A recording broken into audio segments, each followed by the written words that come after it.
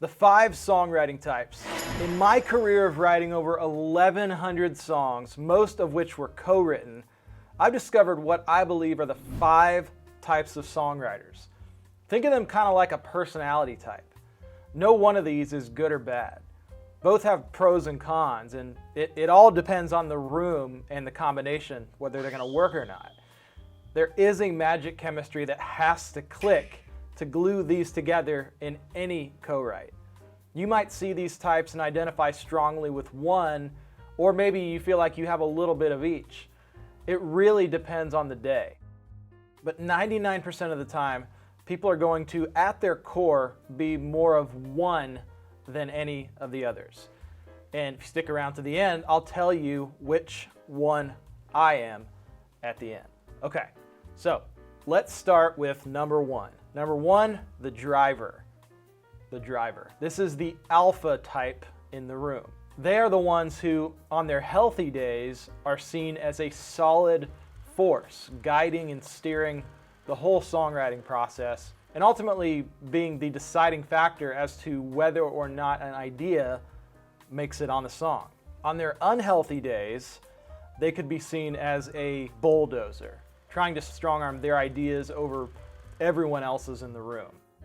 Doesn't matter what everyone else's ideas are, if it isn't theirs, it's probably not gonna play. That's just kind of how they operate. That's one of the negatives, I guess you could say.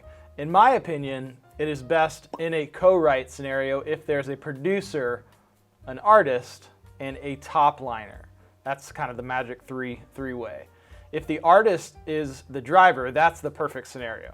I've been in scenarios where the artist isn't the driver, and it can be awkward if the other person is that way. Ultimately, the artist is the one who's going to hopefully cut the song, so shouldn't it be their vision? Now, I've also been in scenarios where the artist isn't necessarily the driver, and they're deferring to one of the other writers in the room to drive. And this can be good at times if an artist has a vision but doesn't quite know how to execute it. This can actually work really well too. It all depends on the chemistry. If you think that you might relate to this songwriting type of being the driver, then I've got a couple ideas to hopefully help you avoid some big mistakes that I've seen from other drivers in the writing room. First, learn to be a listener.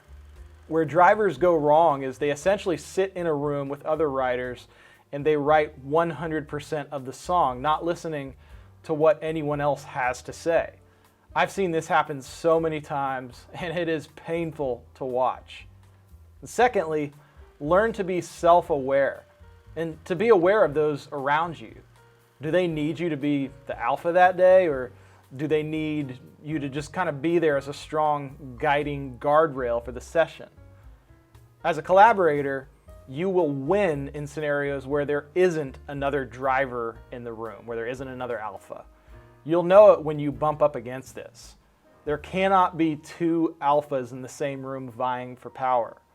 You will win if there are others willing to defer to you and trust your judgment. They can both co-write and write 100% themselves, as they are very self-sufficient in either scenario. So that's the drivers. The driver oftentimes can go on to become the producer because they thrive in an environment where they are calling the shots. If you're into the Enneagram, which I think it's really interesting, it's a fascinating thing, the Enneagram, the types 1, 3, or 8 would often become the drivers in a songwriting session. So that's number 1, the driver. Number 2 is what I call the bouncer. The bouncer is the guy or girl in a room who is an idea fountain. They spew out ideas left and right and not so much filter. These are the ones who embrace the dare to suck mentality to a T. And yes, there are a lot of the ideas that do suck, but they don't worry so much about this. They know that it's part of the process and that they are in the room to be a burst of creative energy and inspiration for others to grab bits and pieces from. On their healthy days, they are a great complement to their other co-writers because there will never be a case of sit and wait in silence until someone throws out an idea. It's just not going to happen with a bouncer. They create much needed momentum, and often they're the ones who make the sessions fun. On their unhealthy days, they are unfocused. They throw out so many random ideas left and right that there is no North Star to the song. They can operate very well when there are other good sounding boards in the room to help field the ideas and bounce back the ones that don't work so well. If you think you're a bouncer, then the way for you to lean into your strengths would be to prepare for the session. It's all in what material you're putting in on input. What are you reading? What are you watching? What are you listening to? You don't know it, but those inputs are going to come out in your sessions. So best to be a student of great art, great songwriting. And a few things to avoid. Make sure you learn to listen as well. A bouncer on their unhealthy days can just spew out so many ideas and not listen to what anyone else has to say. So avoid getting lost in your own little creative world, and remember you are a part of a co-writing process with other collaborators. As a collaborator, you will win in scenarios where there is a clear objective, meaning having somebody else in the room who is the clear set of guardrails for the process. Bouncers can also have great success in co-writes, but they can also write songs 100% on their own. Just don't expect all of them to be amazing. The bouncer takes on many roles in the industry. They can make great producers. They can make great co-writers. And sometimes they even make great A&R executives. On the Enneagram, the bouncer could be many different types, but what I find is Enneagram 2s, 6s, and 7s are oftentimes the bouncer. So that's number 2, the bouncer. Let's talk about number 3. Number 3 is the thinker. The thinker is the one who doesn't always say as much, but when they do, it is often great. They can do this because they are internally analyzing and pre-editing all of their ideas under so much scrutiny that they have a hard time committing to one or another. The thinker is often seen as the moody, broody one. They're often slow to finish songs, slow to commit to ideas, and at times harder to collaborate with. Now, remember, none of these songwriting types are good or bad. It's all in the context. I have a great appreciation for the thinkers out there because they have such a rich internal dialogue and a sense of conviction that the ideas must be great. On their healthy days, they are a great sense of quality control, which in writing sessions, that's hugely valuable. They think through all angles of a lyric. They think through whether or not a song will connect with the fans. They think through different types of music. Many artists would fall under this category of the thinker. And this is a good thing because artists have to be very clear on what their brand is and what the type of songs they want to be associated with are. On unhealthy days for the thinker, it can be hard to get anything going, let alone anything finished. These are the ones that oftentimes experience, multi-day long songwriting sessions where it takes a long time to land the plane. This, in and of itself, isn't a bad thing. It will just limit your pool of collaborators who are willing to dedicate several days to working with a thinker and finishing one song. A few pieces of advice to the thinkers out there. First, designate creative days and days to do the refining. Those are two different things. Put them on your calendar as such.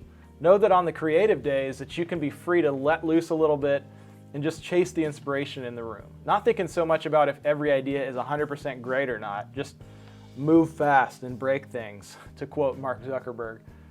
And then on the refining days, take those initial ideas and then put them under your meticulous scrutiny, making sure every word, every melody, every chord, every production choice is intentional and amazing. And the other thing that I'd say to the thinkers, remember that you may need more days of writing 100% by yourself than some of the other songwriting types. These days can be a great exercise for you, and they can allow you to really take the time that you need to dive in, to explore slowly and at your own pace. Which can ultimately make your next song really great. As a collaborator, you will win in scenarios where you are with people who are willing to slow down just a little bit and go at your pace, not rushing your process. The thinker makes a great artist, and many times that's where they will land because others feel like they have something big to say. The thinkers we look to because it's profound. They're people who come up with profound things. If you're into the Enneagram, you might be a 1, a 4, or a 5 if you are the thinker. So that's number 3. The third songwriting type is the thinker. The fourth songwriting type, number 4, the editor.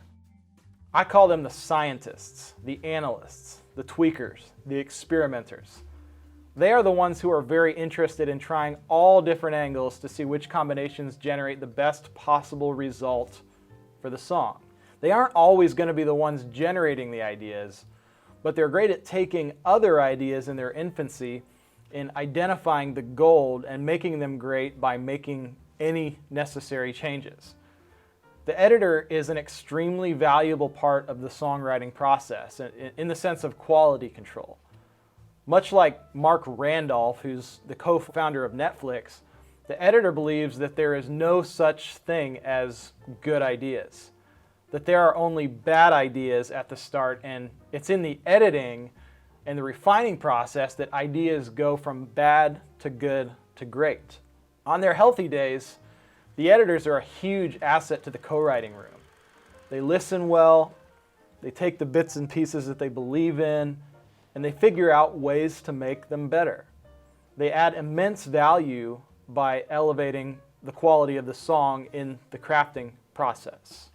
The editors believe the mantra, great songs aren't written, they're rewritten. For the editors, on their unhealthy days, they can kill an idea in its infancy. They can squash a song before it's grown any legs and can even make it to the editing process. There is a part in the process that it's too early to be overly critical. If you think you might be an editor, the best thing you can do are, like the thinker, to designate creative days and then designate refining days. Also, make sure you put yourself in rooms with people who have a clear vision. You will work very well with the bouncer types. As a collaborator, you will win in scenarios where you have a deadline. Editors can often edit the life out of a song if left with infinite time and endless options. They work well with clear guardrails and deadlines. They thrive much better in a co-writing scenario than writing 100% on their own. Editors often make great producers. For those Enneagrammers out there, if you're an editor, you might be a 1, a 3, a 5, or even an 8, from what I found. So that is songwriting type number 4, the editor. All right, and last, but definitely not least, number 5 is the tastemaker. The tastemaker is the person in the room where you can't always remember what ideas they threw out, and many times they aren't throwing out tons of ideas, but they are simply saying yes or no.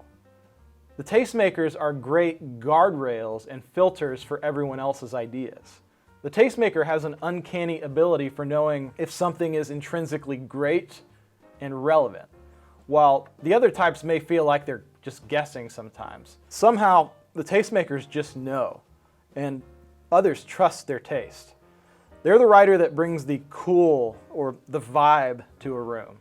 They always have their ear to the ground, and they know who the hot up-and-coming hip artist is that oftentimes will be huge a few months later. They help a room immensely by steering a song away from being cheesy or bubblegummy. They help others achieve a kind of commerciality that still has artistic credibility, and that's incredibly hard to do. So the tastemakers, on their healthy days, they show up as an amazing filter for all of the ideas in the room. They're great listeners and they are great friends. They're an amazing hang, and they keep the vibe and the energy of the room all positive. That's the tastemakers. On their unhealthy days, they are disconnected and they're not adding much at all to the room. On those days, they'll probably not get invited back to a lot of co-writes. They can also at times be too cool for their own good. Make sure that if you are a tastemaker that you aren't just listening to obscure indie up-and-coming music, but also to big commercial songs that are working on a massive level too, just to balance your tastes out. So tastemakers, as a collaborator, you will win in scenarios where there's a clear direction or target. You got to have a clear direction or target. You can be a great chameleon, and you can work in many different contexts and scenarios. That's the good thing. Tastemakers often go on to become A&R executives at labels because of their uncanny ability to have good taste. Good taste that lots of people will connect to and relate to. So for the Enneagrammers out there, Enneagram types 2, 6, 7, and 9 would often consider themselves the tastemakers. So that's the 5th songwriting type, the tastemaker. The tastemaker. So which one are you? Which one of these 5 do you most identify with? One trick is that if you don't know and if you aren't self-aware enough yet, which is okay, is just to poll a few of your songwriting friends and ask them which one of these they think you are. Over time, in writing enough songs with other writers, you'll ultimately figure out who you are, and ultimately it can be of great insight to a music publisher or A&R when they're deciding how to set up a co-write that's going to be a win-win-win for everybody involved. I told you at the beginning that I was going to tell you what I am, and for me, out of these 5, I identify most with the bouncer. There are days that I can show up as the editor when needed, but I love being in rooms where I can just generate lots of ideas, see which ones stick and which ones don't. I don't get offended easily if people don't love all of my ideas. I embrace the dare to suck mentality. I do love writing songs 100% on my own, but I thrive in co-writing rooms with other writers and with other artists. So here's what I want you to do. I want you to comment below. Comment below which one you think you are.